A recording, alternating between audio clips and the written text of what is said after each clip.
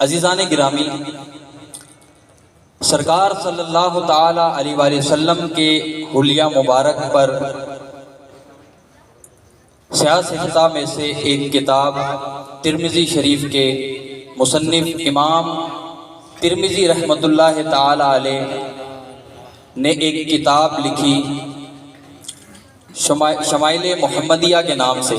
یوں تو سرکار صلی اللہ تعالی علیہ وآلہ وسلم کے حلیہ مبارک حضور کے اوصاف پر دیگر بھی ائمہ دین نے کتابیں تصنیف فرمائی شمائل کے نام سے، لیکن رب تبارک و تعالی نے امام ترمذی کی کتاب کو جو مقبولیت اور شہرت عطا فرمائی وہ اور کسی کی کتاب کو نہ مل سکی۔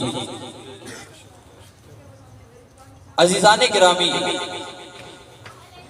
صحابہ کرام رضوان اللہ تعالی علیہ اجمعین یقیناً وہ خوش نصیب ہستیاں ہیں کہ جنہوں نے اپنے سر کی آنکھوں سے سرکار صلی اللہ تعالی علیہ وآلہ وسلم کی ظاہری حیات کے اندر ان کا دیدار کیا، اور رب تبارک و تعالیٰ نے اس کے سبب انہیں امت میں سب سے افضل بنایا، نہ کہ صرف اس امت کے اندر بلکہ پچھلی امتوں میں سے بھی سب سے افضل بنایا۔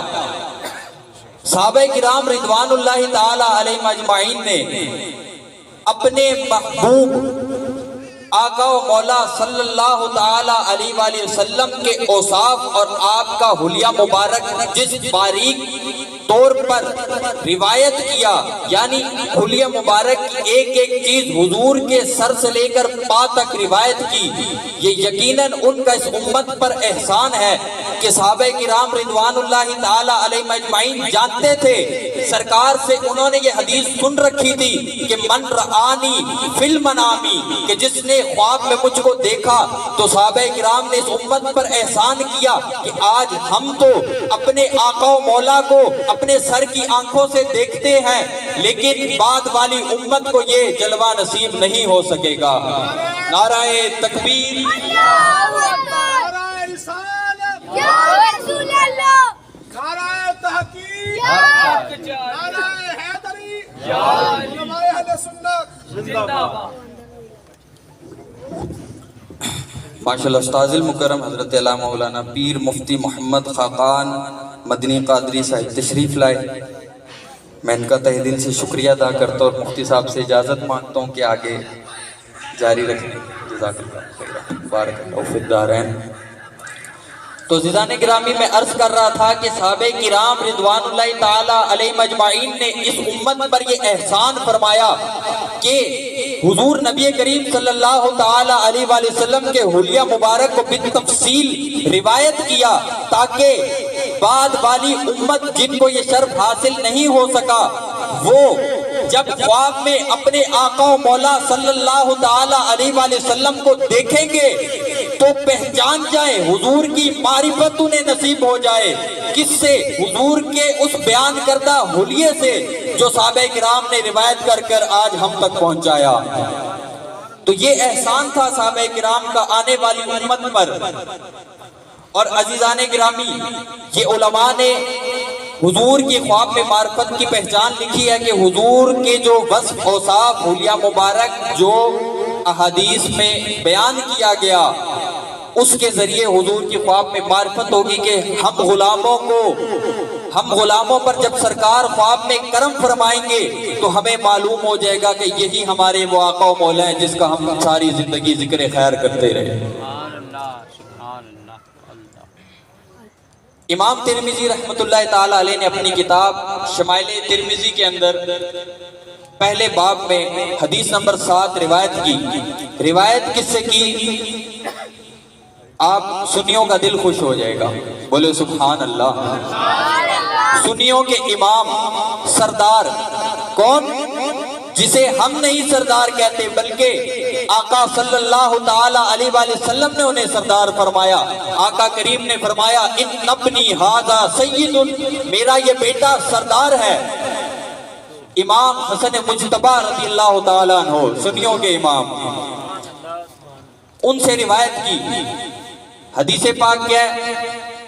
حدیث پاک سنیے، عن الحسن بن علي رضي الله عنهما قال سألت خالي هند بن أبي هالة وكان وصافا عن هلية النبي صلى الله تعالى عليه وآله وسلم وأنا أشتهي أن يصف لي منها شيئا أتعلق به فقال كان النبي صلى الله تعالى عليه وآله وسلم فخما مفخما يتلألأ وجهه تلألؤ القمر ليلة البدر أطول من المربوع وأقصر من المشذب عظيم الهامة رجل الشعر إن انفرقت حقيقته فرق وإلا فلا يجاوز شعره شحمة أذنيه إذا هو وفره أزهر اللون واسع الجبين أزهر اللون واسع الجبين أزج الحواجب سوابه في غير قرن بينهما إرب يدره الغضب أقنى العرنين له نور يعلوه يحسبه من لم يتأمله أشما كس اللحية سهل الخدين دليء الفم مفلج الأسنان دقيق المشربة كأن عنقه جيد دمية في صفاء الفدة معتدل الخلق باطن متماسك سواء البطن والصدر عريض الصدر بعيد ما بين المنكبين ضخم الكراديس أنور المتجرد موصول ما بين اللبة والسرة موصول ما بين اللبة والسرة بشعر يجري الخد عار الثديين والبطن مما سوى ذلك أشعر الذراعين والمنكبين وعالي الصدر طويل الزندين رحب الراحة شسن الكفين والقدمين سائل الأطراف أو قال شائل الأطراف خمسان الأخمصين مسيح القدمين ينبو عنهما الماء إذا زالت قلوا يخطو تكفيا ويمشي هونا زريع المشية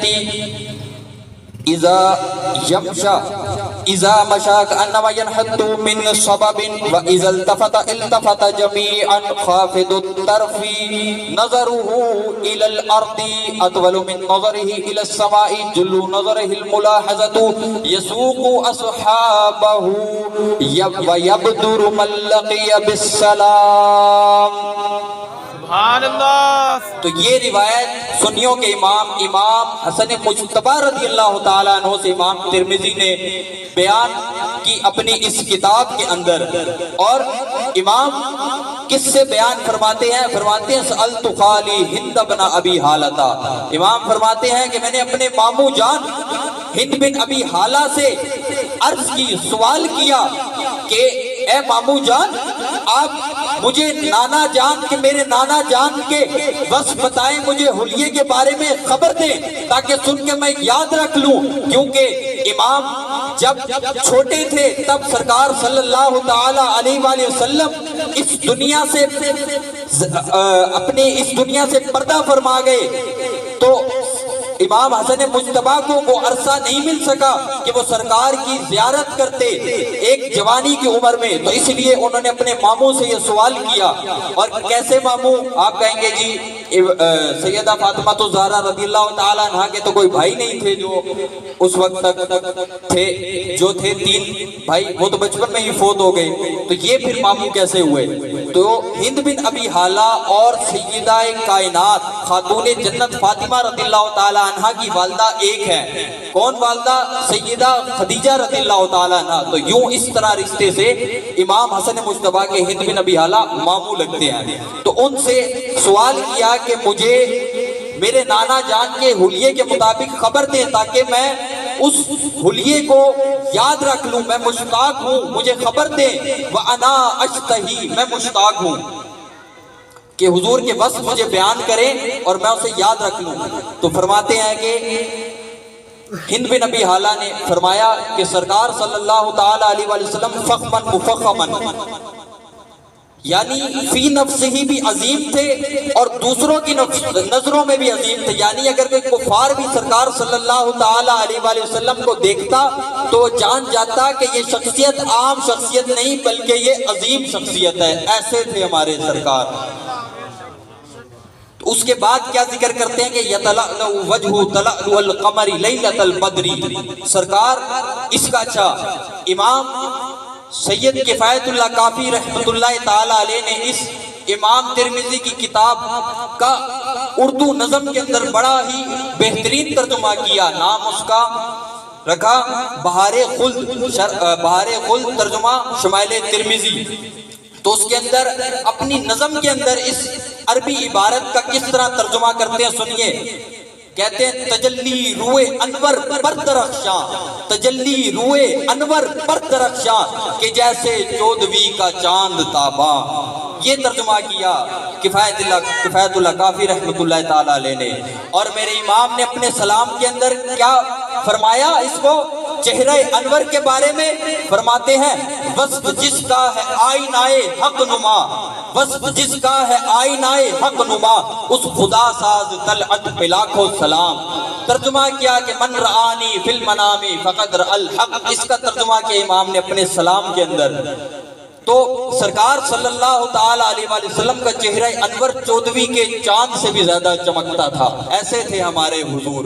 پھر کیا فرمایا؟ ہند بن ابی حالہ نے خبر دی حلیے کے مطابق، فرماتے ہیں کہ اقبل من المربوع واقصر من المشذب، یعنی آقا صلی اللہ تعالی علیہ وآلہ وسلم کا قد مبارک جو تھا وہ چھوٹے قد والے سے بڑا تھا، اور مشذب یعنی بہت لمبے قد والے سے کم تھا، یعنی درمیانے قد والے حضور تھے مائل بطول، یعنی ایسے تھے ہمارے حضور۔ تو میرے امام نے اپنے سلام کے اندر، اچھا یہ آپ کو بتاتا چلوں کہ یہ اعلیٰ حضرت عظیم البرکت مجدد دین و ملت حامی سنت ماہی بدعت پروانہ شمع رسالت الشاہ امام احمد رضا خان رحمۃ اللہ تعالی علیہ نے سرکار کے حوالے سے اپنا سلام لکھا، مشہور زمانہ ہے، جمعے کے بعد آپ سنتے رہتے ہیں، اس کے کئی اشعار لکھے، 100 سے زائد اشعار ہیں۔ امام نے 31ویں اشعار سے لے کے 81ویں اشعار تک، یعنی یہ 51 اشعار سرکار صلی اللہ تعالی علیہ وآلہ وسلم کے حلیے پر لکھے، یعنی ایسا عظیم کارنامہ میرے امام کا، ہند کے حسان بن ثابت۔ تو کیا فرماتے ہیں اس کے بارے میں؟ فرماتے ہیں قدے بے سایہ کہ سایہ مرحمت، ذل ممدود رافت پہ لاکھوں سلام، ایسے تھے حضور۔ پھر فرماتے ہیں ہند بن ابی حالہ کہ رجل الشعر، یعنی سرکار صلی اللہ تعالی علیہ وآلہ وسلم کی جو زلفیں تھی وہ معمولی سی گھنگریالی تھی، تو امام نے اس کے اوپر شعر لکھ ڈالا۔ کیا فرماتے ہیں؟ وہ کرم کی گھٹا کے سوئے مشک سا لگائے ابر رافت پہ لاکھوں سلام، لیلۃ القدر میں مطلع الفجر حق مانگ کی استقامت پہ لاکھوں سلام، لخت لختے دلے ہر جگر چاک سے شانہ کرنے کی حالت پہ لاکھوں سلام۔ سبحان اللہ۔ ان فرقت حقیقتہ فرقا والا فلا، یعنی اس کا سید کفایت اللہ کافی علیہ رحمہ نے اپنی منظوم ترجمے والی کتاب کے اندر کیا ترجمہ کیا؟ فرماتے ہیں اگر از خود نہ بال ان کے بکھرتے، اگر از خود نہ بال ان کے بکھرتے، تکلف سے ہرگز نہ فرق کرتے، یعنی سرکار صلی اللہ تعالی علیہ وآلہ وسلم کہ اگر زلفوں کے بیچ میں بے تکلف مانگ نکل آتی تو سرکار نکال لیتے، اگر ایسا نہ ہوتا تو پھر سرکار اسی طرح چھوڑ دیتے۔ تو اس کے بعد کیا خبر دیتے ہیں سرکار ہند بن ابی حالہ سرکار علیہ السلام کے بارے میں؟ فرماتے ہیں کہ حضور علیہ السلام کے یجاوز شعر شحمت اذنیہ اذا ہوا وقرو، یعنی جب سرکار کے زلف مبارک بڑھ جاتی تو کانوں کی لوؤں سے نیچے تشریف لے آتی۔ پھر آگے فرماتے ہیں کہ آپ جتنے بھی غلامان مصطفیٰ بیٹھے ہیں یقین مانیے کہ یہ ایسی حدیث پاک ہے کہ ہر عاشق کا دل جھوم اٹھتا ہے اس کو پڑھ کر سن کر۔ تو میں پڑھ رہا ہوں، آپ سننے والے ہیں، مجھے تو لطف آ رہا ہے، آپ کا بھی لطف ظاہر ہونا چاہیے۔ تو فرماتے ہیں کہ اظہر اللون، یعنی سرکار صلی اللہ تعالی علیہ وآلہ وسلم کا رنگ مبارک ایسا تھا کہ چمکدار رنگ تھا سرکار کا۔ امام نے شعر لکھ ڈالا، فرماتے ہیں جس سے تاریک دل جگمگانے لگے، جس سے تاریک دل جگمگانے لگے، اس چمک والی رنگت پہ لاکھوں سلام۔ آگے پھر ہند بن ابی حالہ کیا خبر دیتے ہیں؟ فرماتے ہیں واسع الجبین، چوڑی پیشانی والے تھے۔ امام پھر کیا فرماتے ہیں؟ جس کے ماتھے شفاعت کا صحرا رہا، جس کے ماتھے شفاعت کا صحرا رہا، اس جبین سعادت پہ لاکھوں سلام۔ فرماتے ہیں ابرو مبارک کے بارے میں ہند بن ابی اعلیٰ ازج الحواجبی حواجب سرکار کے ابرو مبارک باریک تھے اور کامل تھے لیکن ملے ہوئے نہیں تھے، بینہما فرق، ملے ہوئے نہیں تھے، ان کے درمیان فرق تھا۔ تو امام اس کے بارے میں کیا فرماتے ہیں؟ جن کے سجدے کو محراب کعبہ جھکی، جن کے سجدے کو محراب کعبہ جھکی، ان بھووں کی لطافت پہ لاکھوں سلام۔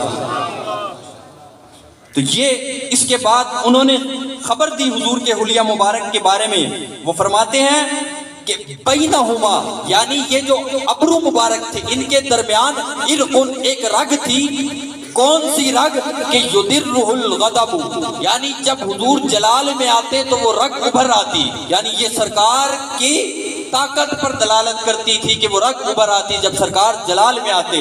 امام کیا فرماتے ہیں؟ فرماتے چشمہ مہر میں موج نور جلال، چشمہ مہر میں موج نور جلال، اس رگ ہاشمیت پہ لاکھوں سلام، یعنی اس رگ کو رگ ہاشمیت سے تعبیر کیا۔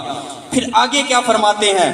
فرماتے ہیں کہ اقن العدین لہو نور یعلوہ یحسبہ من لم یتأملہ اشما، یعنی حضور کا ناک مبارک کیسا تھا کہ ناک مبارک اونچا تھا اور ایسا کہ اس سے نور پھوٹ پھوٹ پڑتا، ایسا ناک مبارک تھا، یہاں سے اس جگہ سے اونچا تھا، اور دیکھنے والے کو جب غور سے دیکھتا تو یوں لگتا، یوں خیال ہوتا کہ حضور جو ہے وہ دیکھنے والے کو ایسا معلوم ہوتا کہ یتأملہ اشما، یعنی اونچی بینی والے، حالانکہ ایسا نہیں تھا۔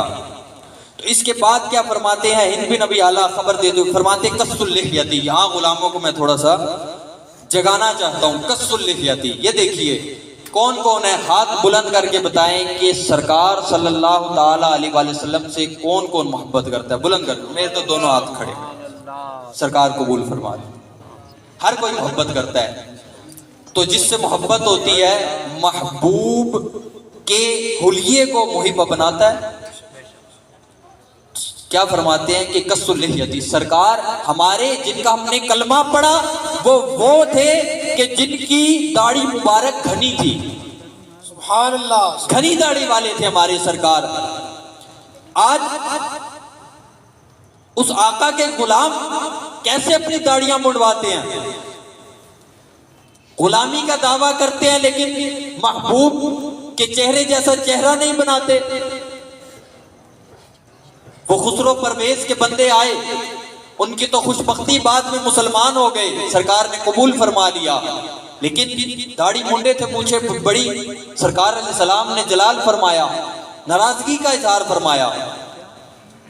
اگر معاذ اللہ کسی مسلمان سے قبر کے اندر، ہر مسلمان کا بچہ جانتا ہے قبر میں 3 سوال ہوں گے، تیسرا سوال سرکار کا چہرہ وضوحا دکھا کر پوچھا جائے گا کہ ان کے بارے میں دنیا میں کیا کہتا تھا۔ اگر معاذ اللہ اس وقت اللہ نہ کرے ایسا ہو کہ سرکار داڑھی منڈے سے اپنا چہرہ پھیر لے کہ تیری شکل و صورت تو میری جیسی نہیں، یعنی جیسے میرے چہرے پہ داڑھی تھی تیری تو نہیں، تو کہاں میرا غلام ہے، تو اس وقت کیا ہوگا؟ رکھیں، داڑیاں رکھیں، واجب ہے، ایک مٹھ داڑھی رکھے، جو منڈائی اس سے توبہ کریں، آگے نہ منڈانے کا عزم کریں، حضور کے چہرے جیسا چہرہ اپنا بنائیں۔ اعلیٰ حضرت نے فرمایا نا، لحد میں اس کے رخ شاہ کا داغ لے کے چلے، اندھیری رات سنی تھی چراغ لے کے چلے۔ اس اندھیری قبر میں ہو سکتا ہے یہی داڑھی چراغ کا کام دے دے۔ میرے امام کیا فرماتے ہیں؟ فرماتے ہیں خط کی گردے دہن وہ دل آرا پھبن، خط کی گردے دہن وہ دل آرا پھبن، سبزائے نہر رحمت پہ لاکھوں سلام، ریش خوش معتدل مرہم ریش دل، حالائے ماہ ندرت پہ لاکھوں سلام۔ پھر ہند بن ابی اعلیٰ نے خبر دی، فرماتے ہیں کہ سہل الخدین، حضور علیہ السلام کے جو گال مبارک تھے، رخسار تھے، وہ ہموار تھے۔ تو امام نے شعر لکھ ڈالا، کیا فرماتے ہیں؟ جن کے آگے چراغے کمر جھل ملائے، جن کے آگے چراغے کمر جھل ملائے، ان عزاروں کی طلعت پہ لاکھوں سلام۔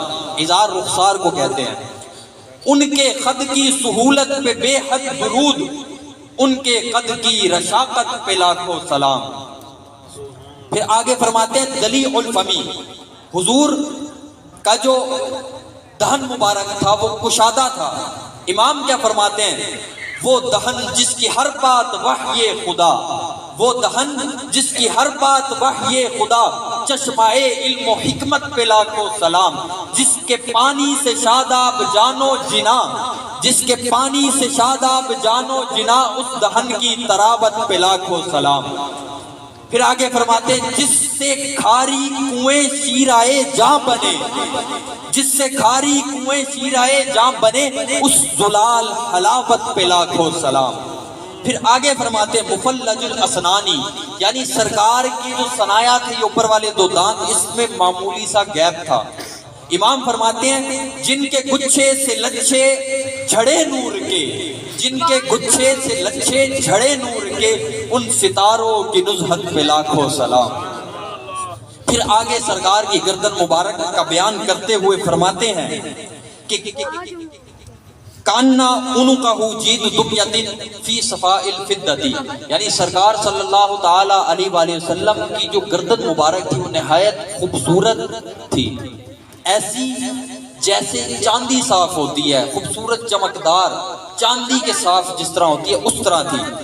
امام نے لکھا شعر، فرماتے ہیں جس میں نہریں ہیں شیر و شکر کی رواں، جس میں نہریں ہیں شیر و شکر کی رواں، اس گلے کی نظارت پہ لاکھوں سلام۔ پھر آگے کیا فرماتے ہیں؟ آگے فرماتے ہیں کہ معتدل الخلقی، یعنی ہمارے سرکار ایسے تھے جنہیں اللہ نے ایسا تخلیق فرمایا کہ ہر عضو متناسب تھا، ایسا نہیں کہ ہاتھ بڑا تو ٹانگ چھوٹی، تو دھڑ بڑا تو ٹانگیں لمبی، ایسا نہیں، ہر عضو متناسب تھا۔ تو اس کے بعد فرماتے ہیں کہ بادن متماسک، سرکار کے جو اعضاء مبارک تھے وہ ڈھیلے نہیں تھے، یعنی مضبوط تھے اعضاء آپ علیہ السلام کے۔ پھر اس کے بعد فرماتے ہیں کہ سواء البطن والصدر، سرکار صلی اللہ تعالی علیہ وآلہ وسلم کا جو پیٹ مبارک تھا اور سینہ تھا، ایسا نہیں کہ سینہ باہر پیٹ اندر، پیٹ باہر سینہ اندر، بلکہ دونوں برابر تھے۔ عریض الصدر، سرکار صلی اللہ تعالی علیہ وآلہ وسلم کا جو چھاتی تھی وہ چوڑی تھی۔ تو اس پر میرے امام کیا فرماتے ہیں؟ فرماتے ہیں رفع ذکر جلالت پہ عرفہ درود، رفع ذکر جلالت پہ عرفہ درود، شرح صدر صدارت پہ لاکھوں سلام۔ فرماتے ہیں بعید ما بین المنکبین، ظاہری سی بات ہے کہ جس کے یہ چھاتی چوڑی ہوگی اس کے کندھے بھی چوڑے ہوں گے، تو سرکار علیہ السلام کے کندھے بھی چوڑے تھے۔ امام فرماتے ہیں دوش بردوش ہے جن سے شان شرف، دوش بردوش ہے جن سے شان شرف، ایسے شانوں کی شوکت پہ لاکھوں سلام۔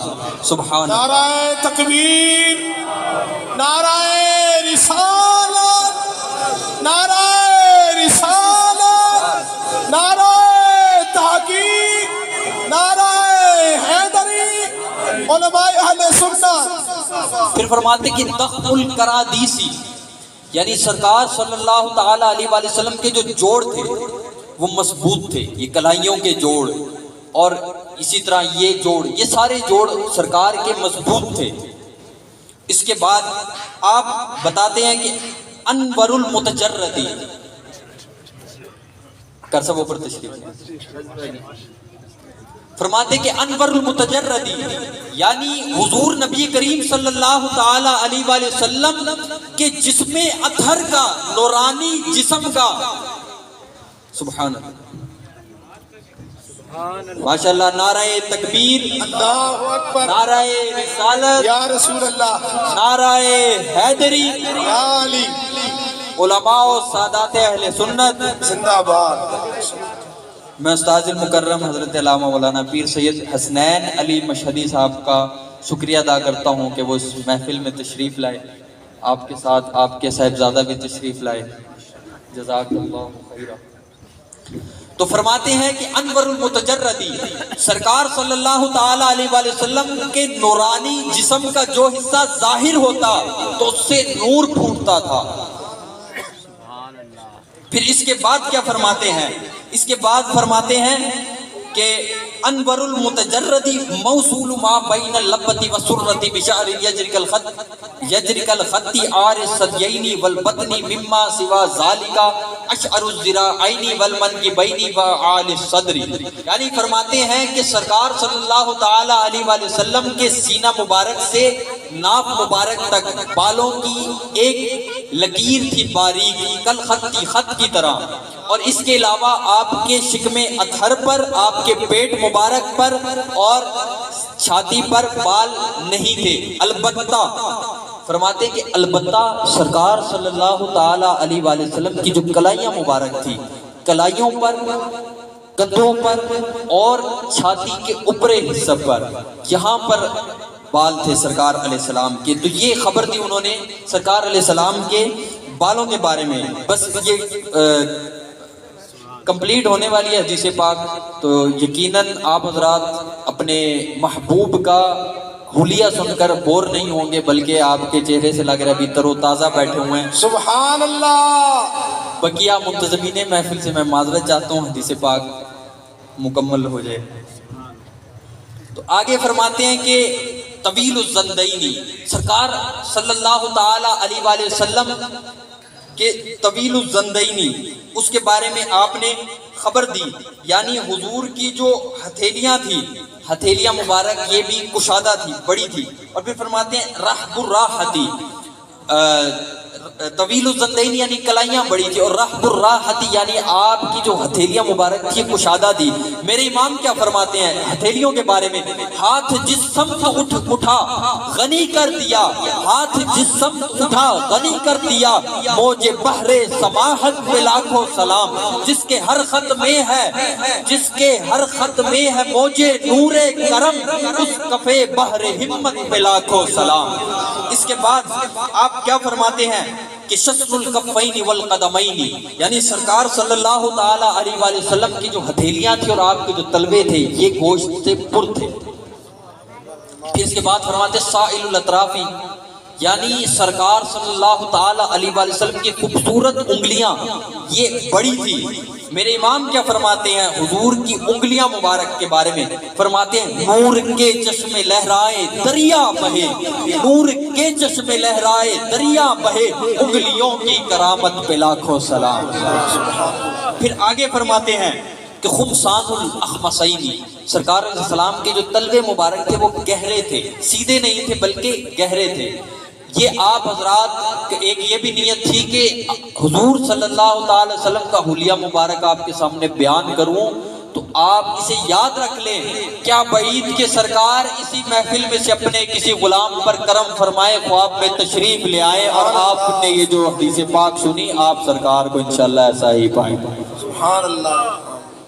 تو پھر فرماتے ہیں کہ مسیح القدمین ینبو عنہم الماء، یعنی آپ علیہ السلام کے جو قدم مبارک کا اوپری حصہ تھا وہ ایسا تھا کہ ملائم، ایسا ملائم تھا کہ اس کے اوپر پانی ٹھہرتا نہیں تھا، پانی بہہ جاتا.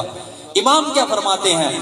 فرماتے کھائی قرآن خاکے گزر کی قسم، کھائی قرآن خاکے گزر کی قسم، اس کفے پا کی حرمت پہ لاکھوں سلام. کس کی طرف؟ اس آیت کی طرف اشارہ کیا کہ قرآن مجید میں رب تبارک و تعالیٰ نے جس کی قسم ارشاد فرمائی، آیت کریمہ ہے لا اقسم بہذا البلد وانت حل بہذا البلد. اس آیت کی طرف امام نے اپنے شعر کے اندر اشارہ فرمایا، اور انشاءاللہ آپ میرے امام کا ہر شعر کبھی قرآن کی تفسیر میں، کبھی حدیث کی تشریح میں پائیں گے تو کبھی خود روایت کی طرف اشارہ پائیں گے. تو آگے فرماتے اذا زالا زالا تقلعا یخطو تکفیا، یعنی سرکار علیہ السلام جب چلتے تو قدم مبارک کو مضبوطی سے اٹھاتے، اور یخطو تکفیا ایسا معلوم ہوتا کہ آپ صلی اللہ تعالی علیہ وآلہ وسلم اونچائی سے نیچائی کی طرف تشریف لا رہے ہیں. ویمشی ہونا، سرکار صلی اللہ تعالی علیہ وآلہ وسلم درمیانی چال چلتے یعنی عاجزی کے ساتھ. یعنی یہ آپ سن کے اپنائیے گا بھی، کبھی چل کے دیکھیں لطف آئے گا کہ محبوب کی ادا کو ادا کر رہے ہیں. سبحان اللہ.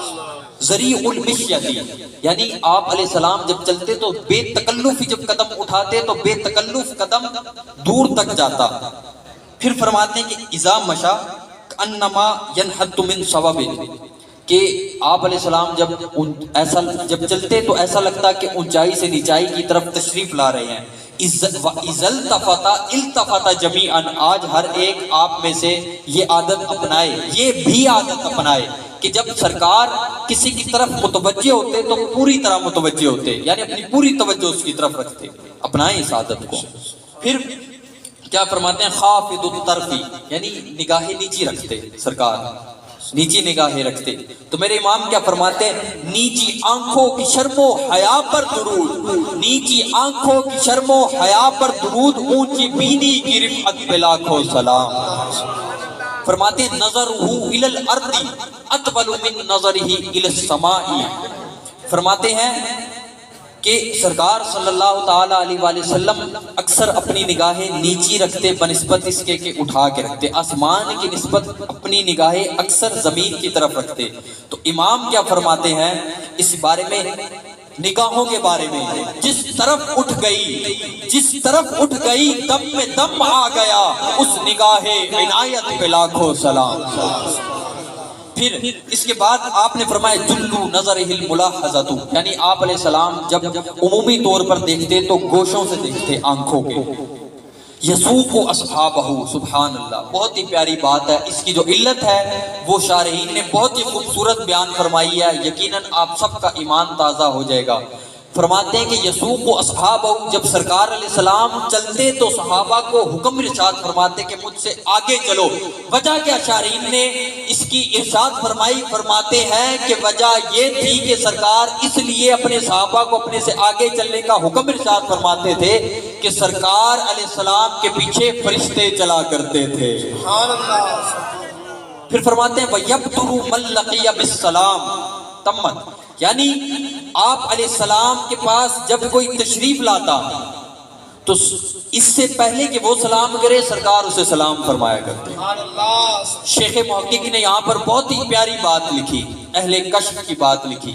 فرماتے ہیں شیخ عبدالحق محدث دہلوی رحمہ اللہ کہ آج بھی اگر کوئی شخص سرکار علیہ السلام کی بارگاہ میں حاضر ہوتا ہے کہ اس سے پہلے کہ یہ سلام کرے سرکار اسے سلام ارشاد فرما چکے ہوتے ہیں۔ سبحان اللہ۔ یعنی یہ سرکار علیہ السلام کی عادت کریمہ، یہ آپ کے اوصاف اور حلیے کے مبارک امام حسن مصطفیٰ کے مامو جان ہند بن ابی حالہ نے خبر دی، تو ہم کیوں نہ کہیں کہ امام برادر اعلیٰ حضرت حسن رضا خان رحمہ اللہ نے شعر میں بیان فرمایا کہ وہ ہم کیوں نہ کہیں کہ ایسا تجھے خالق نے طرحدار بنایا، ایسا تجھے خالق نے طرحدار بنایا، یوسف کو تیرا طالب دیدار بنایا۔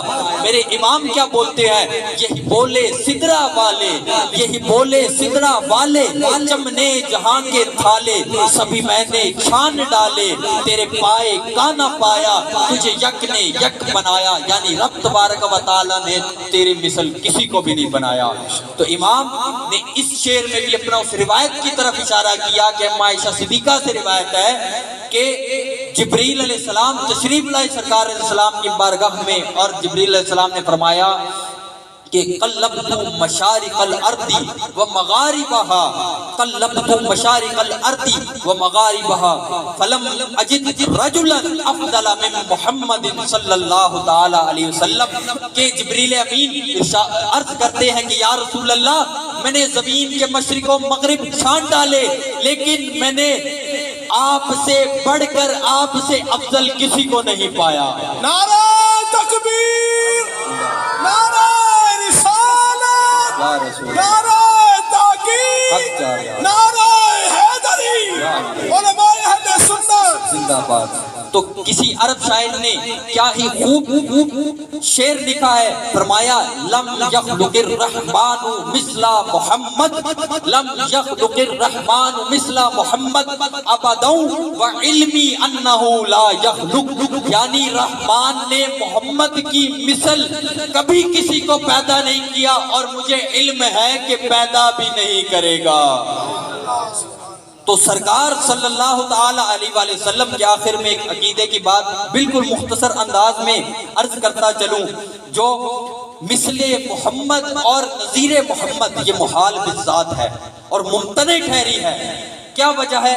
اس وجہ سے ممتنع ٹھہری کہ سرکار صلی اللہ تعالی علیہ وآلہ وسلم اول مخلوق اور آخر مبعوث ہیں، یعنی ابتدا ہوئی آپ سے خلق کی، مخلوق کی ابتدا ہوئی آپ سے، رب نے سب سے پہلے آپ کو تخلیق فرمایا۔ حضرت جابر رضی اللہ تعالیٰ عنہ کی روایت ہے مصنف عبد الرزاق میں صحیح سند کے ساتھ، پھر فرماتے ہیں کہ آخر مبعوث خاتم النبیین ہے، سب نبیوں میں سب سے آخر میں تشریف لائے۔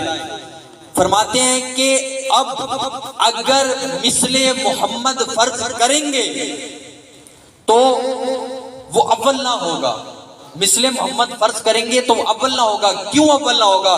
کیونکہ ابتدائے خلق ہو چکی، خلق کی ابتدا ہو چکی، اور اب دوبارہ سے خلق کی ابتدا ہونا یہ عقلاً محال بالذات ہے۔ دو چار لفظ بیچ میں مشکل ہے، بقیہ سارے آپ کو سمجھ آئیں گے انشاءاللہ۔ تو عقلاً محال بالذات ہے، اور اب فرماتے ہیں کہ اب جو دوسرا ہوگا پس وہ اول نہ ہوگا۔ تو جب اول نہ ہوا تو حضور کی مثل بھی نہ ہوا۔ تو سرکار علیہ السلام فرماتے تو پھر سرکار علیہ السلام کا اگر دوسرا محمد فرض کریں، دوسرے محمد کا وجود حضور کی خاتمیت کے منافی ہے، حضور کے خاتم النبیین ہونے کے منافی ہے، کہ جس وقت بھی اس کا وجود تصور کریں گے تو سرکار کی خاتمیت کے عدم کو بھی ماننا پڑے گا، اور گویا دوسرے محمد کے وجود نے، یعنی دوسرے محمد کا وجود فرض کریں گے تو حضور کی خاتمیت کے عدم کو بھی ماننا پڑے گا۔ تو گویا دوسرے محمد کے وجود نے حضور کی خاتمیت کو ختم کر دیا۔ تو جب کوئی شخص اپنے مقابل کے کمال کو ختم کر دے تو وہ اس کی مثل نہیں ہوتا، وہ اس کی مثل نہیں ہوتا، اس سے افضل ہوتا ہے۔ تو مثل محمد افضل ہوتا ہے، لہٰذا دوسرے محمد کا وجود محال بالذات ہے کہ مثل محمد نہ ہوا، افضل ہوا۔ اور دوسرا محمد حضور نبی کریم صلی اللہ تعالی علیہ وآلہ وسلم کے کمال خاتمیت کے منافی ٹھہرا، یعنی ختم کرنے والا ٹھہرا، اور اس سے معاذ اللہ کلام الہی کی کا کذب بھی لازم آیا، یعنی کلام الہی میں رب نے فرما دیا کہ خاتم النبیین آخری نبی ہیں، تو اس سے دوسرے محمد کے فرض کرنے سے حضور کی خاتمیت کا عدم ہوگا اور کلام الہی کا کذب ٹھہرے گا، جو کہ محال ہے۔ کلام الہی میں کوئی بھی جھوٹ نہیں، کلام الہی جھوٹ سے پاک ہے۔ تو یوں حضور صلی اللہ تعالی علیہ وآلہ وسلم کہ مثل کا پیدا ہونا محال بالذات ہے۔ یہ وہ عقیدہ تھا کہ آپ کے سامنے میں نے عقیدہ بھی بیان کیا، اور پھر سرکار علیہ السلام کے حلیہ مبارک کے بارے میں بیان کیا، اور پھر آخر میں جو تمنا ہے دل میں اور ہر عاشق کے دل میں ہوتی ہے، جسے سید کفایت اللہ کافی علیہ رحمہ نے بہار خلد کے اندر درج کیا، وہ فرماتے ہیں اسی حدیث مبارک کے ضمن میں انہوں نے یہ شعر لکھا، فرماتے ہیں نہ دیکھا آہ دیدار مبارک، نہ دیکھا آہ دیدار مبارک، رہا کافی کو ارمان تجلی، وآخر الدعوانا الحمدللہ رب العالمین۔